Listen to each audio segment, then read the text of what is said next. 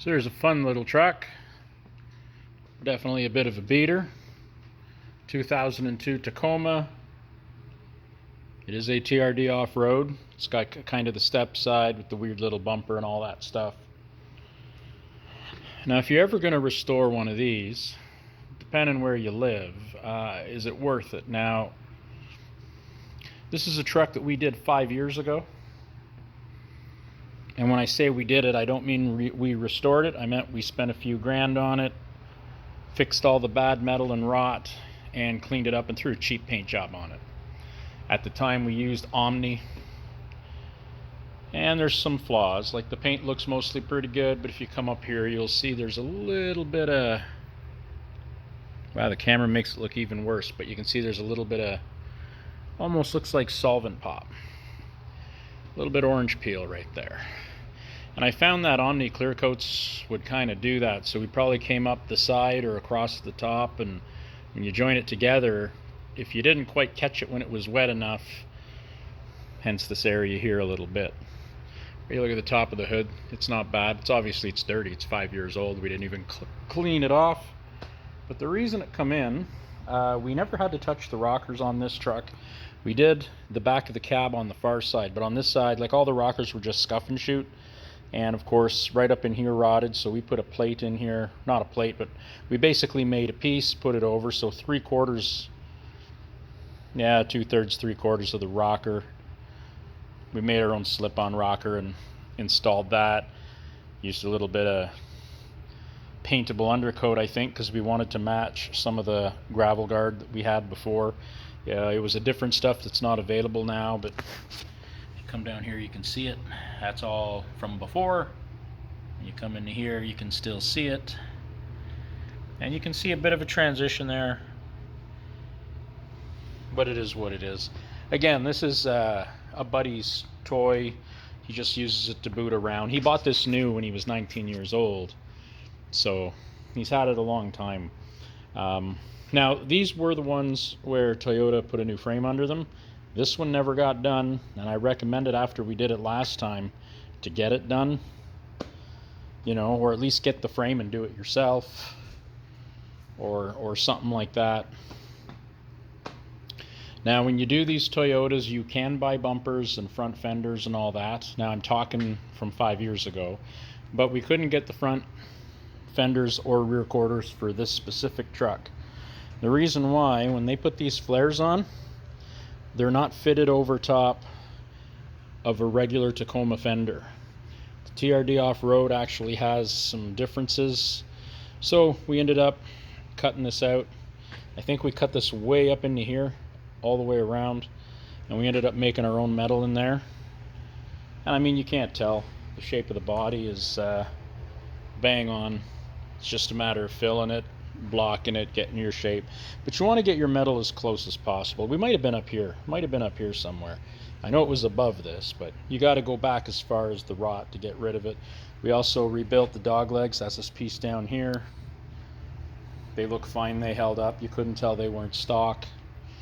I kind of showed off to myself a little bit when I did this truck by doing some crazy stuff that, you know, just because I could. But we did try to keep this within a, I just want a beater that I can drive around. And the intent was he was going to use this in the winter to save his summer truck. But now he drives this one as much as he does the other one, so go figure.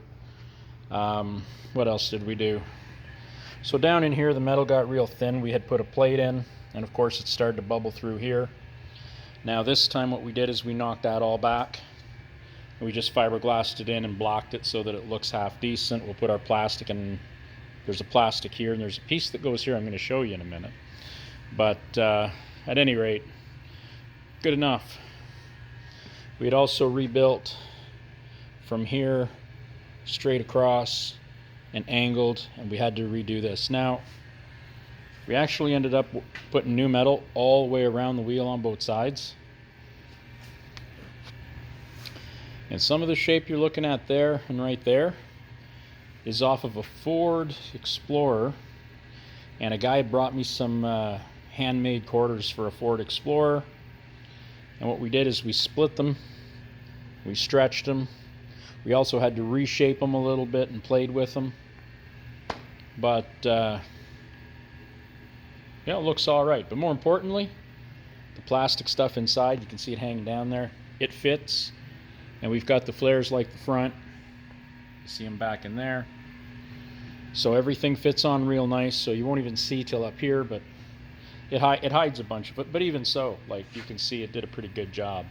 The other Tacomas just had a fleet side box.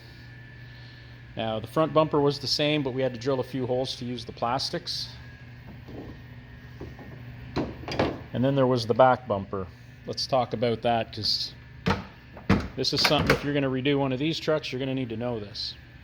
I'm not going to show you the plate unless I forget. So that is a regular pickup bumper. When you come out to the corner, you cut a little bit of the bumper off. There's a metal tower that off the old bumper that bolts on to a regular bumper, and this plastic locks into it. So we had to go with a regular bumper.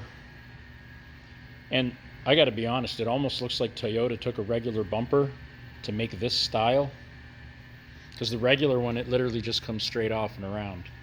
So we had to drill some holes to get the plastics and the towers to line up, but it all kind of worked out. But that's something you need to know, so you got to have a little bit of fab skills. I did forget to tape these off, so we're going to wash those off with some gun cleaner later.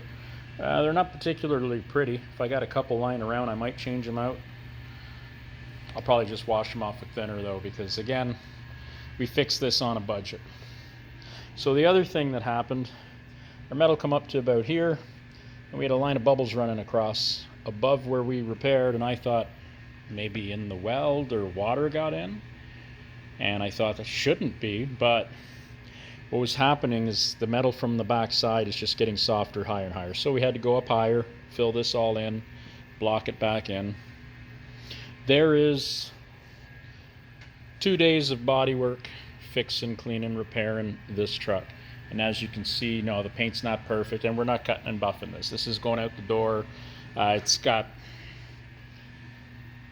I'm going to say, equivalent of brand new truck orange peel. If you buy anything new in the last 10 years, that's what you're kind of getting.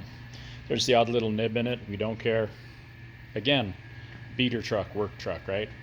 So it is what it is. Now, this is something I hate to do, but trying to stay on budget. We did replace these last time round, so this time we taped around, making it look like there's a sticker line around it. Don't really notice it. And as you can see, the color is absolutely perfect. 2 reasons for that. We avoided putting too much color here. We kind of treated it like a blend away, and then painted the rest of the whole box. Now the upside to that is we knew the paint would match. I had about a quarter of a gallon of this paint left from 5 years ago. I dug it out, threw it in the shaker, shook the crap out of it, and we reduced it and did what we did, and it was base coat, clear coat, so it worked out fine. Now we did go to a different clear coat, because I haven't bought that Omni junk in a long time. And I mean, it's not the worst. It's like anything else. Maybe you got to figure it out and get used to it. But I just find the clear coats I'm using now are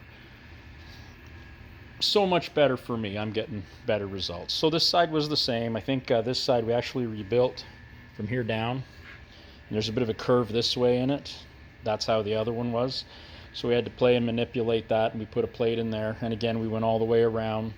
Here, 4-inch stretched Ford Explorer, quarter panel, stuff like that. All the way down around. This side wasn't as bad, but there was a little bit starting, so we ground it all out, and we knocked it all in, filled it all back in, and blocked it. So even getting shapes crazy but nice like that, look, it's not 100% perfect. There's some little ping dents here and there in the box and whatnot, so we just tried to get it as close as we could, but this is decent. So if you're standing, walking around, and this truck's in the parking lot, 99 people out of 100 actually go, oh wow, where'd you get a Tacoma that clean? So cool truck. If somebody's out there, especially the younger guys, and they want to do something different, this is definitely in that wheelhouse. They can be a pretty cool truck. See, there's a little paint chip off there, but there's no rust, so we didn't even, I might touch that up with a brush tomorrow or something when we get it all back together. Got to put the antenna back on. The interior is what it is, but it's not all ripped up or nothing. Guy's a mechanic, so he's a little dirty, so he keeps a cover on that seat over there.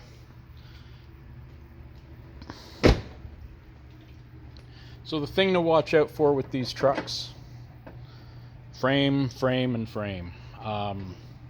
If you're down south, maybe that don't matter. I don't know. I'm way up north. I'm up here in Ontario, Canada, where these things... This is a truck that saw probably salt for the first 5 years of its life. And as time went on, you know, the guy didn't drive it as much in the winter. He was a pipeline worker out west, so this truck stayed in the garage a lot. And when he was home, he drove it a lot. That said, you can see the bottom of the box. There's where that all peeled out there. There's a plate above that welded in. I believe there's 12 or 14 plates welded in different areas of the box. Luckily we have the Toyota stock bed liner in it, because I think that whole hump is, and it's all welded in, but I mean it's solid, it don't go nowhere.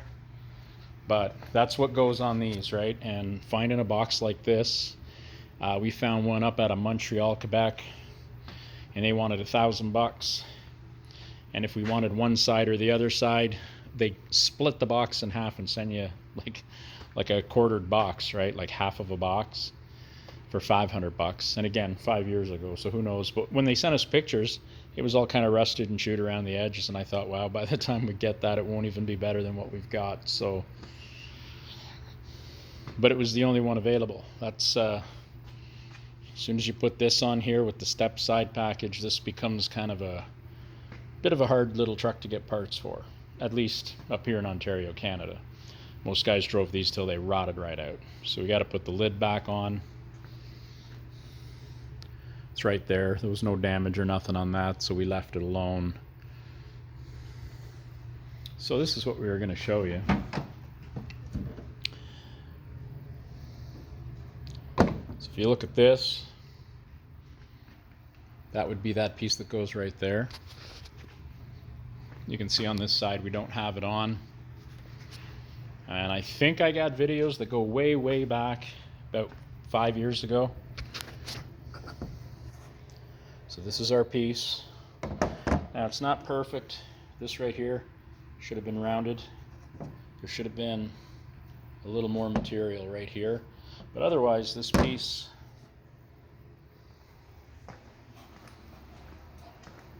see what I mean by the corner right there?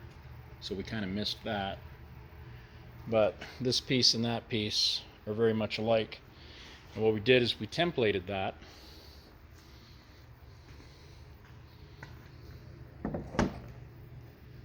This is actually one piece.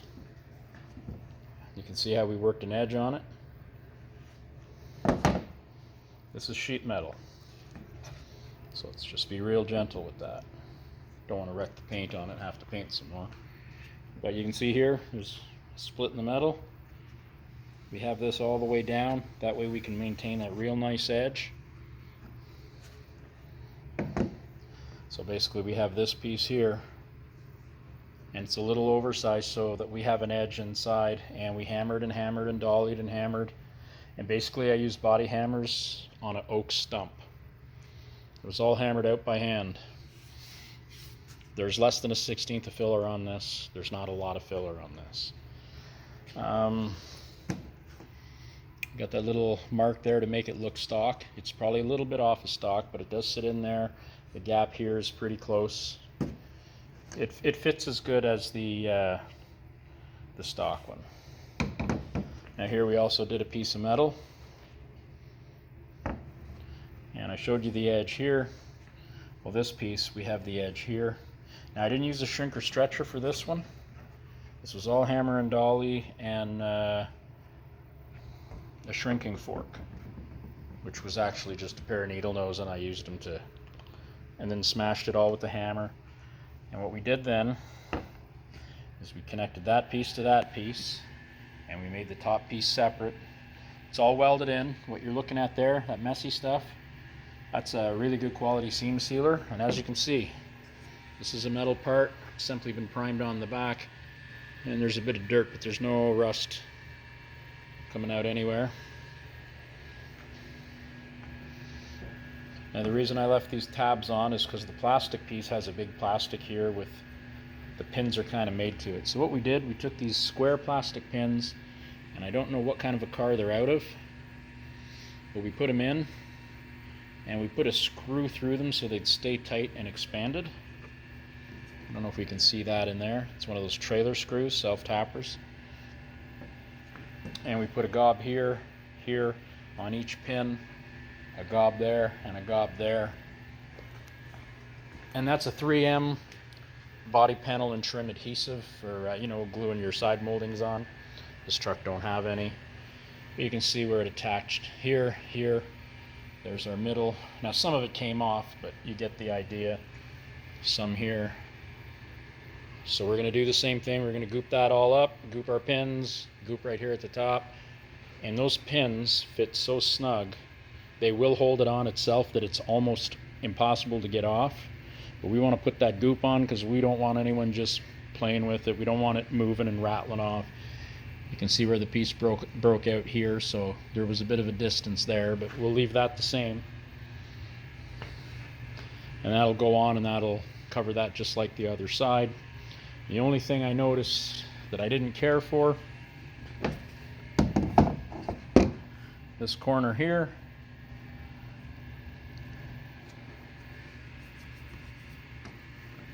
So this sits like this on the truck. That corner there could have, see how the front's around and the back is a little bit of a harder corner. That's the only thing I didn't like. Now you could cut this, push it together, re-weld it, refill it. But honestly, when it's sitting on the truck, nobody notices and it looks totally fine. So I'm just really picky. But that's the thing. So you got to watch when you're restoring something that's old but not old. It's like if you have a 67 Camaro, you can buy all the pieces. But if you have a certain year of truck from the 90s or 2000s, like, can you get the headlights, the signal lights? Now he replaced all that, because it was so yellow that you didn't even have lights. He was running some kind of lights under the bumper. But this is all the plastics redone over the top of a regular bumper, and I think we had to drill some holes for all that to fit. Hard to remember 5 years ago, of course. We basically rebuilt the fenders. We fixed the cab, had a couple dents in it. The door had a dent in it. The far side, the bottom of the cab was rusted. And basically all the work we did to it went into the box. And this time, and we knew, like, the whole point of this was, hey, let's just slap this together, keep it under $5,000, which is almost impossible to do today. We'll just refresh the whole truck. But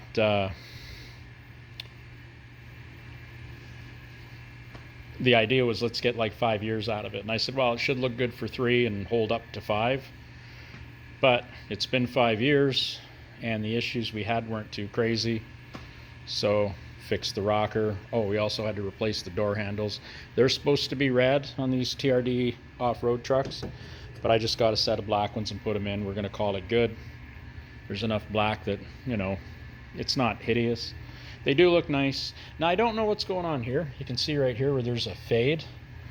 And I'm thinking that's where he grabs the door when he shuts it. Because you can see a bit of it above the handle, and right up here, there's like a dull spot. So we might take the buffer out and just give that a 10-minute spin. Just because this is a guy I like, and the reason why, not because he sends me this truck. He's got a lot of things going on. He's a mechanic. He sends a lot of business my way. So why would you waste your time doing all this? Well, we spent 2 days on body work, half a day yesterday on prep, and today I based it and cleared it, peeled all the plastic off, and we were done before lunch. So 2-3 days worth of work for a guy that sends you a lot of work, and I'm charging him, let's just say it's a heavily discounted job, right? Super low budget. But I'll probably wait till tomorrow morning and I'll spend an hour putting all the plastics and put this back on, so we want that to be dry. I mean, I can probably touch it now, but she's tacky. I don't want to put prints in it. It's good enough now the dust won't stick to it, which is why we're doing the video now. But at any rate, that's just something to keep in mind. You know, sometimes you got to adapt when you're making the weird and wonderful, so to speak. Especially these Toyotas, and even the ones from the 80s and 90s. They're really cool, but the metal's thin, and if they're rotten, you're going to be modifying some stuff, and you're going to be using some filler. I know, oh, do all the metal work, you never got to have filler. You do you, and you're allowed to do that, but what's it worth versus cost versus everything else? And again, get rid of all the rot, put good metal in it. It'll last.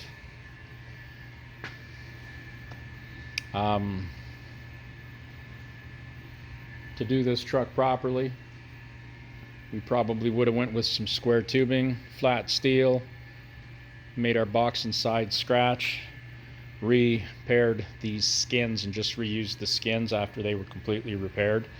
To restore this truck, like an expensive restoration, in my opinion, you'd be rebuilding this whole box, or you'd be trying to find one from Texas. Anyway, thanks for watching. Cheers.